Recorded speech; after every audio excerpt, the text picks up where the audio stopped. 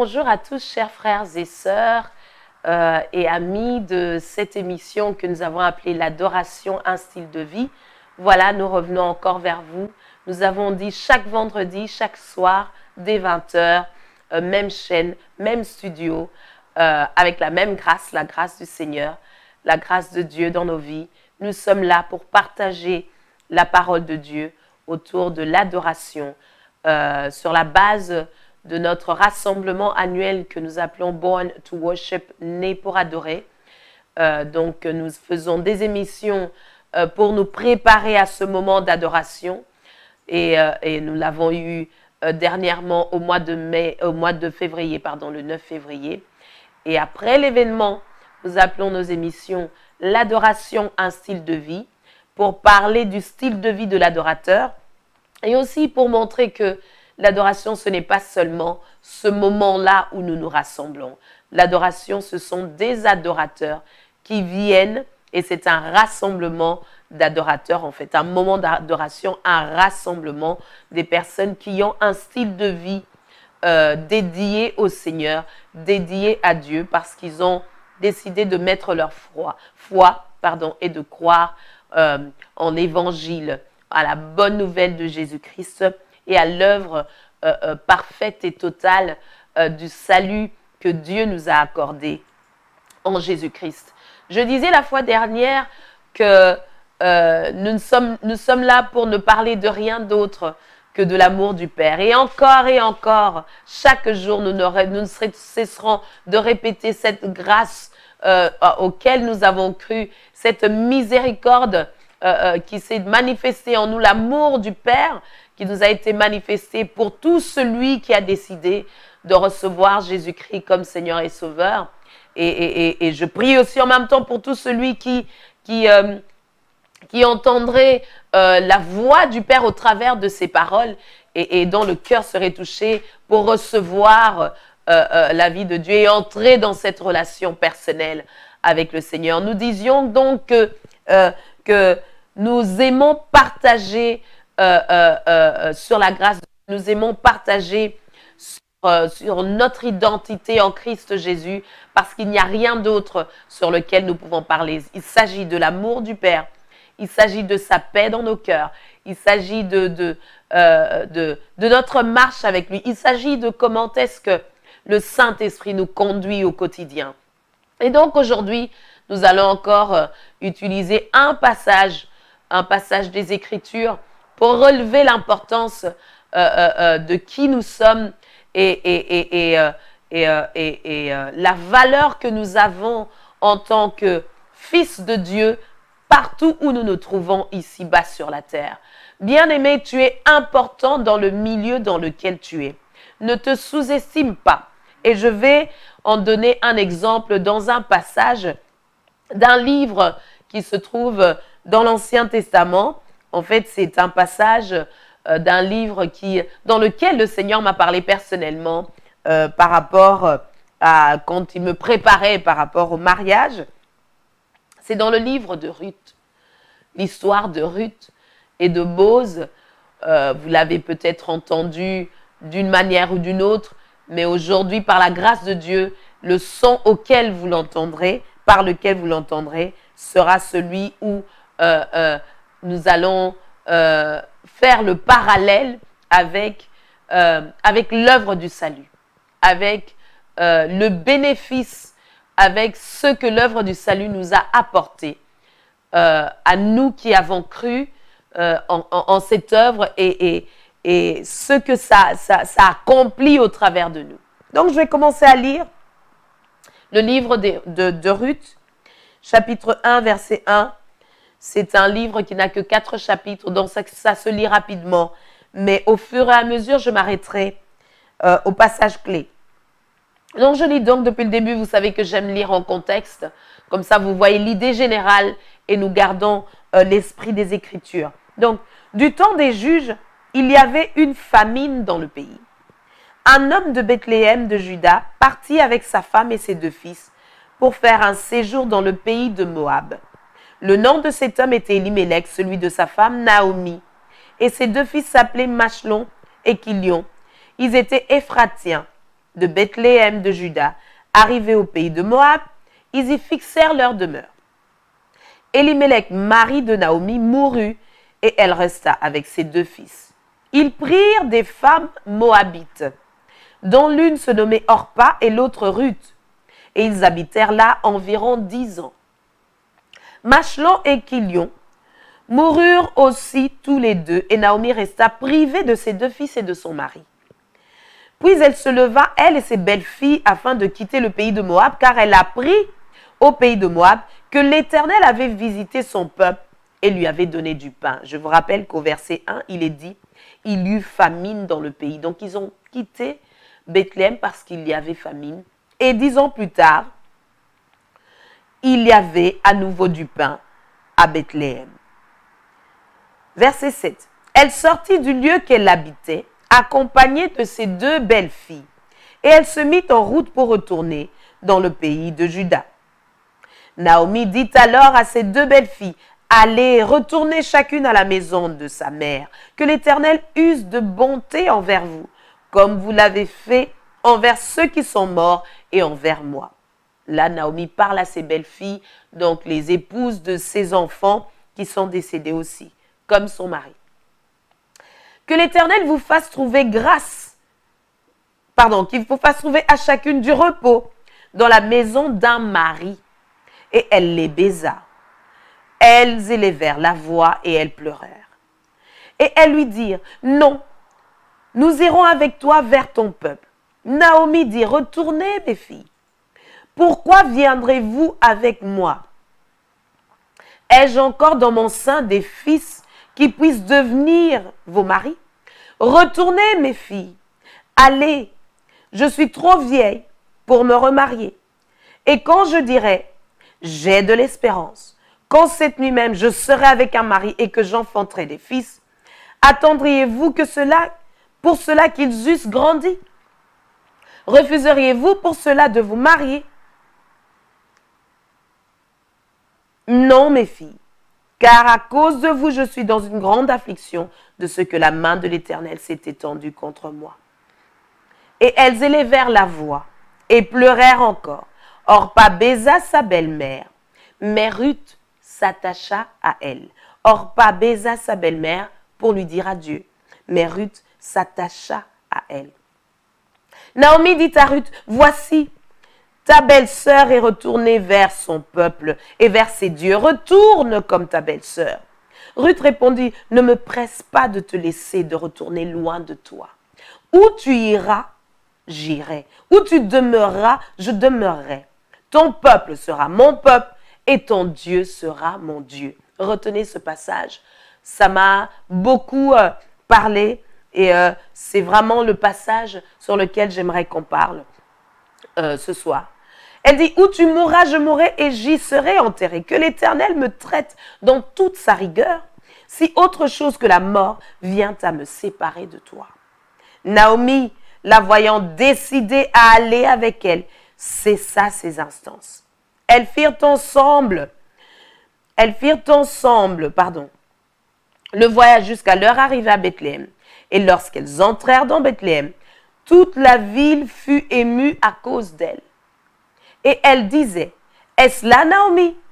Elle leur dit, ne m'appelez pas Naomi, appelez-moi Mara, car le Tout-Puissant m'a rempli d'amertume. J'étais dans l'abondance à mon départ, et l'Éternel me ramène les mains vides. Pourquoi m'appellerez-vous Naomi, après que l'Éternel s'est prononcé contre moi, et que le Tout-Puissant m'a affligé? Ainsi revinrent du pays de Moab Naomi et sa belle-fille, Ruth la Moabite. Elles arrivèrent à Bethléem au commencement de la moisson des orges. Voici ici, vous savez que nous sommes en train de parler de l'adoration, un style de vie, dans le sens de, nous avions touché à cela durant l'émission passée de la semaine dernière, l'impact que nous avons, nous, dans le milieu dans lequel nous sommes. Nous avons parlé de l'apôtre Pierre qui, à son époque, a failli manquer à son devoir de prêcher la bonne nouvelle et pour le salut de Corneille, qui était un Romain, qui était un responsable militaire romain, mais parce que le peuple juif à l'époque n'avait pas de relation avec les étrangers, il a failli s'arrêter et oublier que la grâce de Dieu est pour tous, tout celui qui veut recevoir, mais à tous ceux qui l'ont reçu, à ceux qui croient en son nom. Jean 1, verset 12, elle leur a donné le pouvoir de devenir enfants de Dieu. Jean 3, 16, car l'amour de Dieu, car Dieu a tant aimé le monde qu'il a donné son Fils unique, afin que quiconque... Donc la grâce de Dieu est disponible pour celui qui décide d'y croire, tout simplement. Et voici ici, nous avons simplement lu le chapitre 1. Vous inquiétez pas, je ne serai pas longue, mais j'aimerais vraiment parler au cœur d'un adorateur ce soir. Naomi est étrangère, elle fait partie du peuple de Moab. Si vous creusez dans l'histoire de Moab, vous verrez qu'ils sont descendants de cet enfant qui est issu en fait à l'époque de l'inceste entre Lot et une de ses filles. Et donc c'était un peuple qui était rejeté, qui était mis à part, qui était séparé du peuple juif et avec lequel le peuple juif n'avait aucun rapport. Mais voici que la famille de Naomi quitte Bethléem et ils partent dans ce pays justement parce que dans leur pays, à Bethléem, il y avait famine, il n'y avait plus de pain. Donc ils sortent, lui et son mari et ses fils, ils s'en vont à Moab. À Moab, ils y demeurent 10 ans, le mari meurt, les enfants se marient à des Moabites, les garçons, les hommes, les maris meurent aussi. Et voici Naomi qui est restée maintenant avec deux belles filles dans la maison. Elle veut retourner à Bethléem parce qu'elle a appris qu'il y a de nouveau de l'abondance du pain à Bethléem. Et elle veut renvoyer ses belles filles chez elle, leur disant « Je n'ai plus de mari, je n'ai plus de fils. » Et à l'époque, quand on se marie, on appartenait à la famille du mari. Et s'il y avait quelqu'un dans la famille pour continuer la lignée de celui qui était décédé, eh bien, l'épouse du premier restait et était reprise par un autre membre de famille pour continuer la lignée de celui qui était décédé. Ça faisait partie des lois ou des modes de vie du peuple juif à l'époque. Et donc, voici ces jeunes femmes qui ne veulent pas repartir. Elles s'attachent à leur belle-mère. Et il y en a une qui s'appelle Orpa et l'autre s'appelle Ruth. Elles parlent à leur belle-mère et disent non, on ne va pas rentrer chez nous parce que nous sommes mariés, nous ne voulons plus. Naomi dit, je n'ai plus rien à vous donner, je suis déjà âgée, je ne vais plus enfanter d'autres fils pour que ces enfants deviennent vos époux. Donc, je vous libère. Vous pouvez rentrer chez vous. Je vous laisse partir. Orpa, bien qu'elle était émue parce que cette Naomi avait été sa belle-mère pendant 10 ans, et je crois que si elle s'était en train de pleurer et de s'attacher comme ça à elle, c'est parce que Naomi les avait impactés, on en parlera tout à l'heure. Mais Orpa décide de repartir chez elle. Orpa repart chez elle. À Moab, elle repart chez ses parents. Voici Ruth qui s'attache à Naomi. Elle ne veut pas partir. Et il y a un verset qui nous en parle. Le verset 16, si je ne m'abuse. Ruth répondit, ne me presse pas de te laisser, de retourner loin de toi. Où tu iras, j'irai. Où tu demeureras, je demeurerai. Ton peuple sera mon peuple et ton Dieu sera mon Dieu. Où tu mourras, je mourrai et j'y serai enterré. Que l'Éternel me traite dans toute sa rigueur, si autre chose que la mort vient à me séparer de toi. Ruth s'attache à Naomi et s'attache au Dieu de Naomi. Il faut savoir que le peuple juif célébrait Dieu, adorait Dieu, croyait en Dieu et que les autres peuples avaient des idoles, ils avaient d'autres dieux. Et donc, Ruth venait de ce peuple où elle adorait d'autres dieux. Nous parlons ici de l'adoration, un style de vie.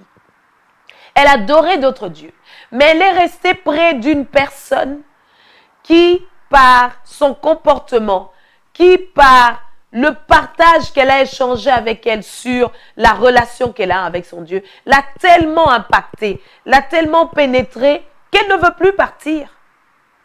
Elle ne veut plus rentrer chez elle. Imaginez-vous, mettez-vous en contexte à l'époque, une jeune fille qui devient veuve après 10 ans de mariage, mais elle est encore jeune. Elle peut repartir chez elle. Sa belle-mère la libère. Ton mari est mort par alliance, par la mort. Tu es libéré, tu redeviens célibataire. Tu peux repartir chez toi et retrouver un homme qui t'épouse et au travers de qui tu peux avoir une descendance. Parce qu'en ce moment-là, on ne nous dit pas que Ruth avait déjà des enfants avec son mari qui était défunt. Donc, en 10 ans, elle n'avait pas eu l'opportunité d'avoir des enfants avec le fils de Naomi. Mais elle prend cette décision de s'attacher à Naomi. Pourquoi est-ce que Ruth, qui a toutes ses possibilités matérielles de rentrer, de faire sa vie, décide de s'attacher à quelqu'un dont le peuple, on dit, n'a pas de relation avec vous? Elle décide de s'attacher à une juive. Elle décide de s'attacher à quelqu'un qui a une relation avec l'Éternel, avec Dieu. Elle décide de s'attacher à quelqu'un qui ne va pas lui donner un autre mari parce qu'elle est vieille. Donc, bien que sachant dans sa tête, elle a évalué, elle a calculé les possibilités. Si je rentre chez mes parents, je peux me remarier, je peux avoir des enfants et continuer ma vie. Si je vais avec cette femme, son Dieu sera mon Dieu, son peuple sera mon peuple, mais par coutume, comme ils vivent, jamais je ne pourrai plus me marier. Jamais je ne pourrai plus avoir de descendance. Donc elle avait, en âme et conscience, décidé qu'en suivant Naomi, elle prenait le risque de rester veuve et sans héritier toute sa vie. Mais parce que Naomi avait tellement impacté sa vie par son Dieu, elle a suivi Naomi. Ça, c'était quelque chose qui, dans ma méditation, m'a tellement édifié, m'a tellement fait du bien, que j'ai dit, je vais le partager avec chacun de nous, adorateurs, sachant que l'adoration est un style de vie, pour encourager quelqu'un et lui dire que là où tu es important, et que la grâce de Dieu qui est en toi, il faut la partager. Parce que nous sommes fils de Dieu, pour que quelqu'un d'autre quelque part comprenne cet amour et la reçoive et goûte aussi à la bonté de l'Éternel. Dans l'histoire, vous allez entendre, comme nous l'avons lu au chapitre 1, qu'ils sont revenus vers Moab. Elle est revenue vers ce peuple, vers son peuple. Naomi était chez elle, parce qu'elle avait quitté le pays il y a 10 ans. Mais elle revient avec une Moabite. Cette Moabite est étrange, elle est étrangère, elle est dans un peuple étranger. J'admire le courage de Ruth. J'admire la détermination de Ruth. Pourquoi? Parce qu'elle était tombée amoureuse du Dieu de Naomi, au travers de Naomi. Il faut quelqu'un quelque part pour que la grâce de Dieu soit partagée. Quelqu'un doit annoncer l'évangile. Quelqu'un doit partager la bonne nouvelle pour que le salut de Dieu soit manifesté. Parce que c'est le moyen par lequel Dieu veut le salut de l'humanité. Jésus-Christ est venu, il est mort pour nous, sa grâce est là, mais quelqu'un doit le dire, quelqu'un doit le témoigner. Par ton comportement, par tes conseils, par ton attitude, sur ton lieu de travail, dans ton mariage, n'importe où le salut de quelqu'un qui ne connaît pas Dieu peut être manifesté. Partage ton adoration à Dieu. Partage ton identité en Christ Jésus. Partage cet amour qui t'a transformé, qui t'a changé. Voilà ce qui a attiré Ruth à quitter tout et à décider que peu importe, même si elle devient aujourd'hui veuve éternellement jusqu'à ce qu'elle meure, elle avait décidé que ce n'était pas grave, qu'elle allait suivre Naomi. Et en lisant dans les autres chapitres 3 2, 3, 4. Vous savez qu'aujourd'hui, Ruth est comptée dans les aïeuls, dans les grands-parents de Jésus. Pourquoi? Parce que elle a été courageuse et déterminée. Elle est entrée dans le plan de Dieu que Dieu avait prévu. Dieu ne nous oblige pas d'accomplir le plan qu'il a prévu. Il y aura toujours quelqu'un qui va dire oui, je réponds à ton appel. Mais Dieu ne vient pas s'imposer dans nos vies. La pensée selon laquelle que tu le veuilles ou pas, ça va quand même t'arriver, n'est pas, même déjà ici dans l'Ancien Testament, on peut le voir, ne colle pas avec la pensée du libre arbitre que Dieu nous a donné. Dieu te donne la possibilité de décider et de dire oui, je veux suivre, non, je ne suivrai pas. Si ça n'avait pas été Ruth, Dieu serait passé par quelqu'un d'autre pour que, au fur et à mesure des générations, Jésus-Christ soit manifesté sur la terre. Mais Ruth a eu cette grâce et cette faveur. Elle est entrée dans cette lignée, dans la lignée, dans les ascendants de Jésus. Car vous retrouverez dans l'histoire après, Ruth a pu, Boz a épousé Ruth. Et donc, ils ont eu un enfant, Obed. Cet enfant, Obed, c'est le père du roi, celui qui est devenu le roi David, et de toute la descendance du roi David que vous connaissez et qui descend jusqu'à Jésus-Christ. Là, vous pourrez le lire dans le livre de Matthieu. Je voulais simplement mettre l'accent ici sur la vie d'adorateur que Naomi a pu avoir. On ne peut que l'imaginer. Nous ne saurons pas le décrire parce que Naomi n'est pas là aujourd'hui pour nous le dire. Mais en tout cas, la parole de Dieu nous le témoigne. Ruth a suivi Naomi. Elle n'a pas suivi Naomi parce qu'elle avait compassion, elle a eu pitié. Non, c'est une vieille dame, elle va être toute seule, elle va rentrer dans son pays, qui va s'occuper d'elle. Non, elle n'a pas pensé comme ça. La preuve, c'est que sa belle-sœur, donc celle qui était aussi mariée à l'autre frère, Orpa, quand Naomi les a libérés, Orpa est rentrée chez elle. Orpa a dit, pas de problème. Je sais que c'est difficile. Nous avons construit 10 années ensemble ici dans mon pays.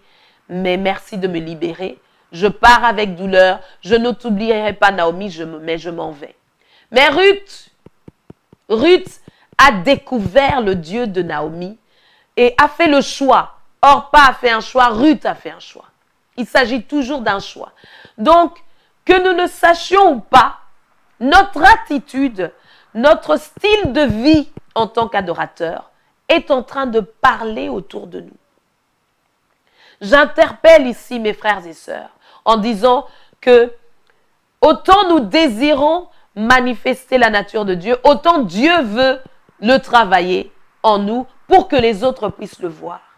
C'est à nous de nous soumettre au Saint-Esprit pour qu'il puisse nous conduire au quotidien et nous montrer comment est-ce que nous pouvons être une bénédiction pour ceux qui sont autour de nous. Et pas un sujet de calomnie, quelqu'un dont on dirait « Oh, il est chrétien !» Non, je ne savais pas. Lui aussi est chrétien. Donc les gens s'étonnent. Un adorateur reflète sa nature. Il reflète son habitude. Son habitude, c'est d'adorer Dieu. Il adore Dieu en chantant. Il adore Dieu en mangeant. Il adore Dieu en travaillant. Il adore Dieu en souriant. Il adore Dieu dans ses conversations. Il adore Dieu dans ses conseils. Il adore Dieu dans ses projets financiers, ses projets sociaux. Il adore Dieu dans ses amitiés. Il adore Dieu dans tout ce qu'il est. Il adore Dieu. C'est un style de vie. J'ai été tellement édifiée, impactée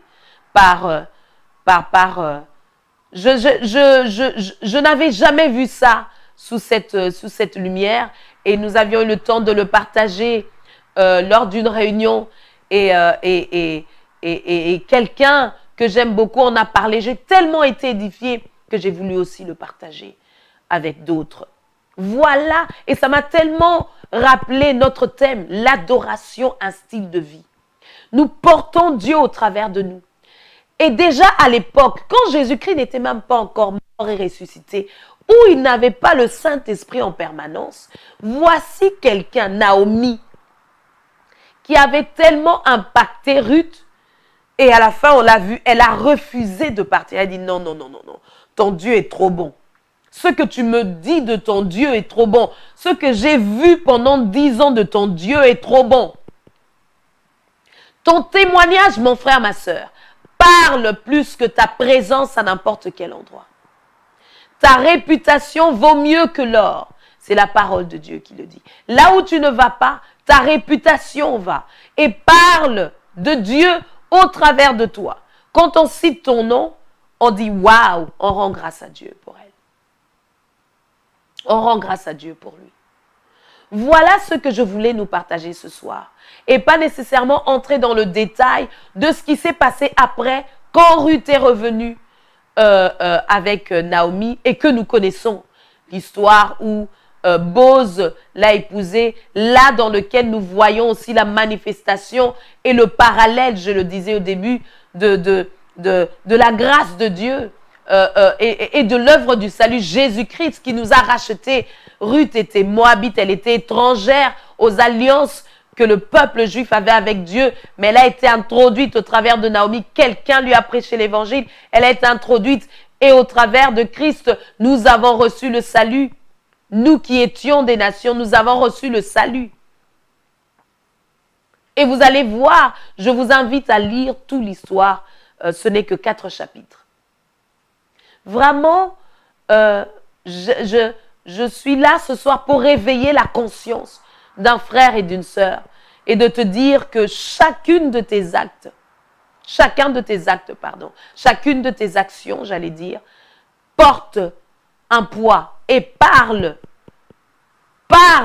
au-delà de tes mots et se répand autour de toi comme un parfum de bonne odeur et répand Christ autour de toi.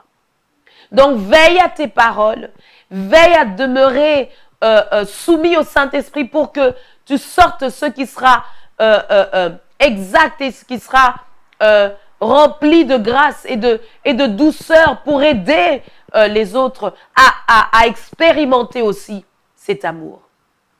Ruth est entrée dans le peuple d'Israël. Elle a servi sa belle-mère. Elle est entrée, elle est allée glaner, elle est allée récolter des épis de blé dans les champs. Elle a demandé la permission à certains serviteurs qui étaient là. Elle est allée récolter des épis de blé.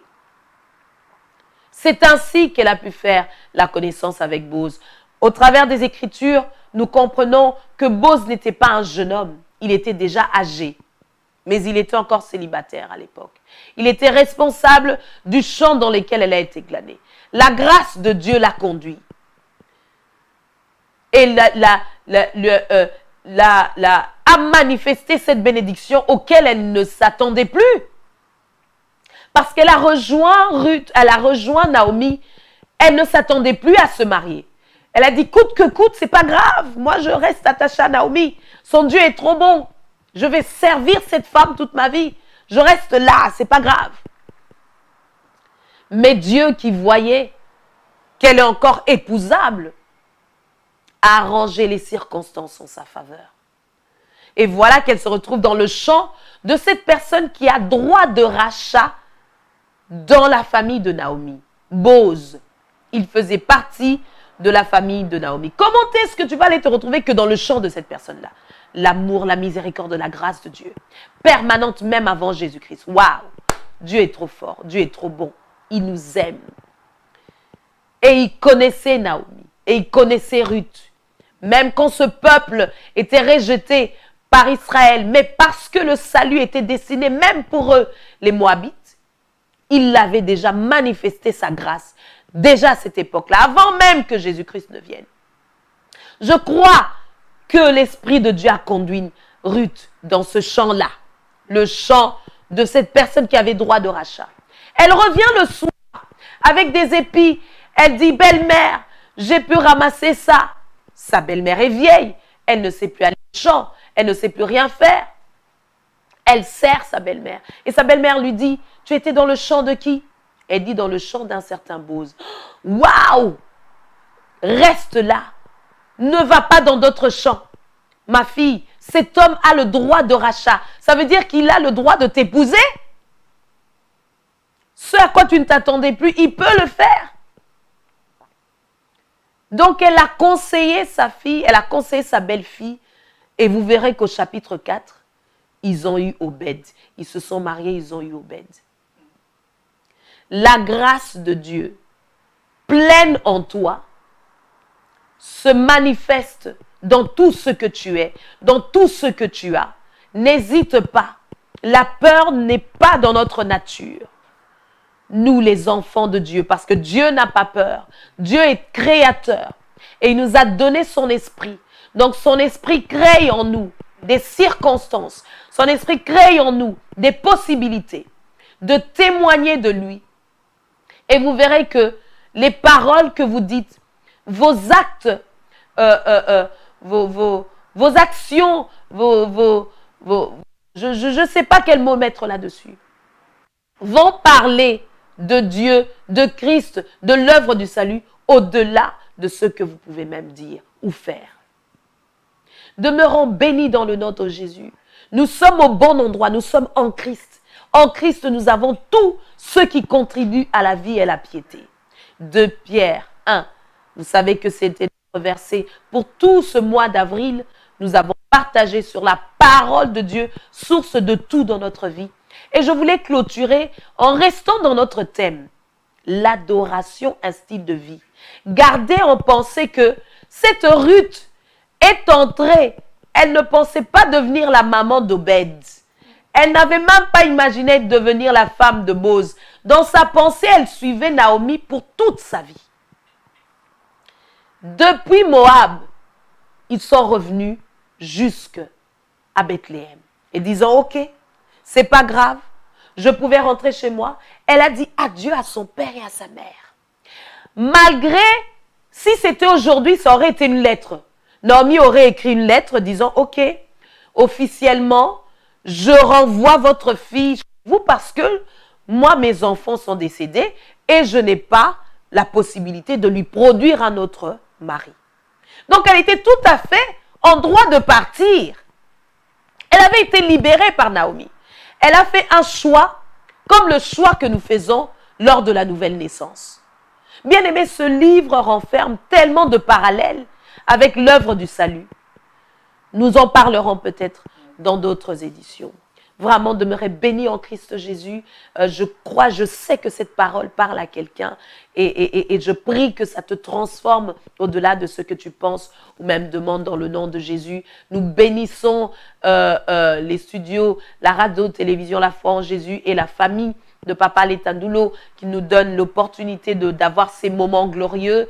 Et comme d'habitude, vous savez que nous nous retrouvons chaque vendredi dès 20 h, même chaîne, sur le bouquet Oraro TV, chaîne 8. Demeurez bénis, paix et grâce chez vous, dans le nom de Jésus. Au revoir. Alléluia.